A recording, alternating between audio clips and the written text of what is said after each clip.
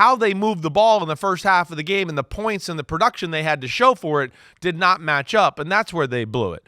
And then in the second half, you get one long drive in the third quarter, and then in the fourth quarter, their defense didn't get off the field one or two times, and they went 3 and out, and that was ball game. So, it just kind of fell away from them that way. But I think you're right that they want to throw the ball. They're going to throw the ball 3 out of every 4 times. That's really the way they want to play.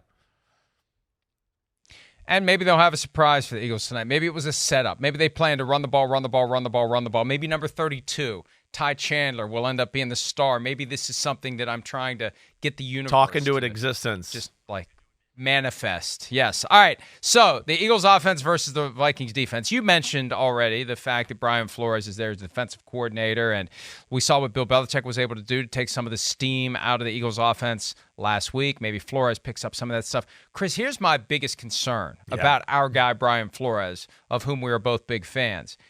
This Baker Mayfield cracking the code and figuring out what their tendencies and what their calls were. I mean, what the hell is that? How do you let that happen? Well, if you're Brian Flores and the Vikings? I mean, listen, I don't know to what extent here. I mean, first off, he cracked the code for 21 of 34 for 173. Oh, my gosh. Still won the game. I know, but to what extent was the code cracked? Did he steal one signal and it helped them one play? Maybe. Okay. I don't know. Again, that's where I don't know what to make of that story totally yet. I'm gonna have to hear more there, right? I know he won the game and did that, but still, will Minnesota have to look at that and look at changing signals? Sure, yes. But to what extent that really played a factor in the game? Yeah, I don't know. That's hard for me to dictate. They're obviously got to do something there. Baker and company obviously picked up something. We know that. But I do think at the end of the day, the defense was better or looked better and has more of a chance to match up against different offenses in football because of the coaching and the personnel as compared to last year. The reality was early on when the Vikings offense just couldn't get going and Kirk Cousins got blown up by Antoine Winfield and gave the Buccaneers the ball deep in Minnesota territory. Yeah. The defense bailed them out in a way that last year it never did. Ever would have happened. Right. They would have fallen way behind, and then it would have been for the offense to do like they did against the Colts and find a way to pull a big old rabbit out of the hat or elsewhere. So that's what's so weird about week one. The offense was so different than it was last year, and the defense was different in a good way. But this whole and Mayfield talked about it yesterday. I think he would have preferred that Rachaad White didn't say that for sure. Rachaad White's the one who let the cat out of the bag. Right. And I'm sure the Eagles would prefer that the Vikings didn't have reason to try to spend some time during these limited hours between Sunday to Thursday night trying to make sure that this doesn't happen again. But it is good that the Vikings are at least aware of it. Because if it happens again tonight, it's on them. Yeah. It's already on them, but it's really on them if it happens again tonight. No, I mean, no question. And I would think that, knowing Brian Flores and them reading that, they'll do their due diligence and try to figure that out. You're right. I mean, Baker Mayfield, because now whoever plays Baker Mayfield in the Bucs, they're going to be looking for that too. Wait, did we change our signals? They're looking to steal signals, do all that stuff. So, yeah, you'd rather that probably not be said. But all in all, the defense was totally different. The defense was not the problem with the football game. Again, signals stolen or not, we're talking about one drive in the second half that was really significant. That was it. The other drive was a 10-play, 38-yard drive for a field goal for 50 yards, right? Wait. There were two significant drives. The 9-minute drive that resulted in the touchdown, 17-10. Right. And then the drive at the end of the game where they didn't give the Vikings the ball back. Okay. I mean, 38 yards there. Down, 10 plays, 38 yards. That's what I just said. Right. So, I mean, but still, that's where we're... No, but that wasn't a field goal drive. That was the kill the clock, rip their heart out and show it to them. Oh, that field, that was the next Kirk drive. Cousins back on the field. The next drive was that one. Yeah, exactly right. All right, but still, the defense didn't lose the game. That's the point there. The offense effed up the game by turnovers and mistakes and giving the ball in short field and not interception in the end zone. They let up 242 yards of total offense from the Tampa Bay Buccaneers. They outgained the Buccaneers by 127 yards.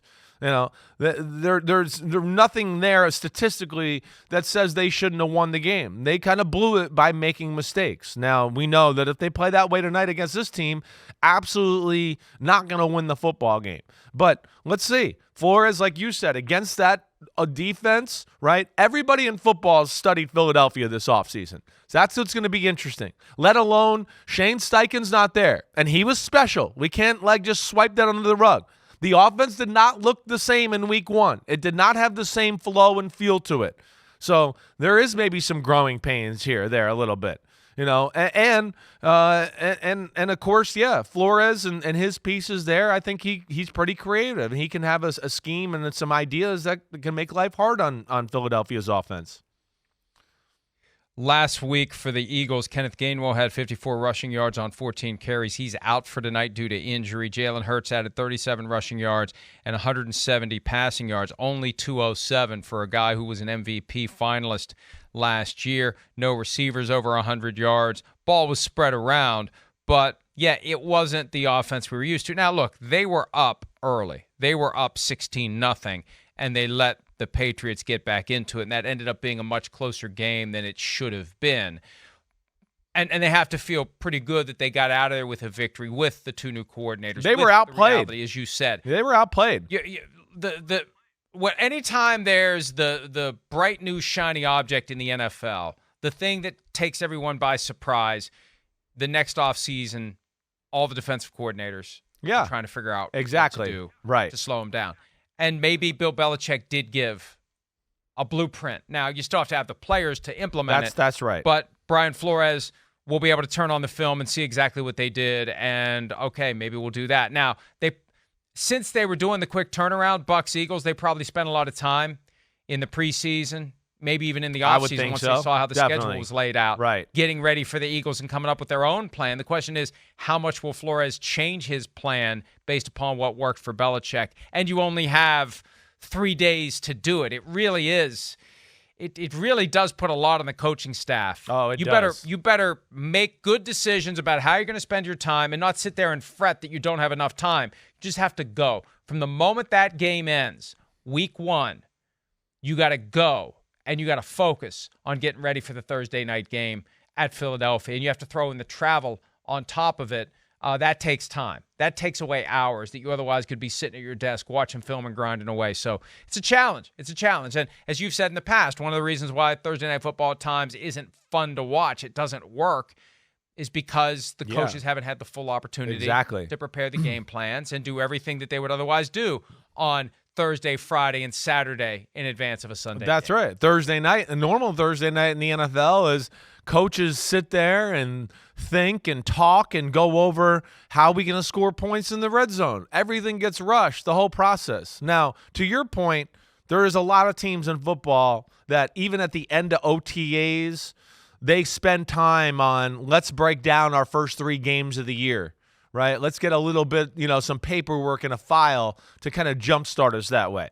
And I would think that week 2 Thursday that there was probably significant work done already on the Philadelphia Eagles by the Minnesota Vikings. I would think that, yes. And, to your point, and Flores, can he take something from New England and what they did? Absolutely. There's no doubt he can do that. But the big thing is, yes, does he have the Jimmies and the Joes to execute the X's and O's there? That's going to be the thing to watch. You guys are better. We know that. Right? But is it good enough? And the one thing the Patriots have is they have a very good secondary. And then you heard me last week when I was talking about the matchup itself and why I thought that the Patriots could keep it close is they have some really big people up front.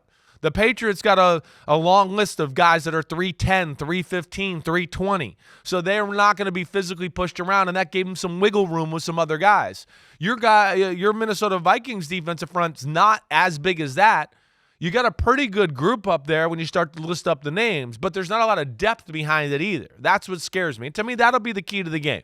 Can the Minnesota D-line, the 4 or 5-man fronts, can they kind of hold down the fort and keep the running game and Jalen Hurts' running game in check to a degree to where you don't have to compromise to such an extent to now it's, corner that's not supposed to be guarding A.J. Brown man-to-man is guarding A.J. Brown man-to-man, and that's scary. And that's what you're trying not to get to if you're Minnesota. Meanwhile, taking a look at the Eagles' schedule, and man, they have an opportunity to. It's one of the go on a easiest run in here football early. again. It's just like last year. gosh. I know. To start off, Right. they're at the Bucs on Monday night, so they get an extra day on the back end after this short week game. They've got Washington. They're at the Rams. And then it gets a little more difficult week 6 at the Jets, but not as difficult as it would have been. It would have been, Rodgers, exactly presumably. right. Dolphins week 7. Right. At the Commanders again. They don't see the Cowboys until week 9, then they have a week 10 bye. So the Eagles have a chance to really get things started like they did last year. And they need to, because the Cowboys, based on what we saw week 1, Yeah, they look real. they're going to be there. The 49ers seem to be ready to kick some ass throughout right. the NFC and maybe in the Super Bowl this year. Hi, it's Mike Florio. Thanks for watching PFT on YouTube. Hit subscribe for the latest news and analysis from Pro Football Talk.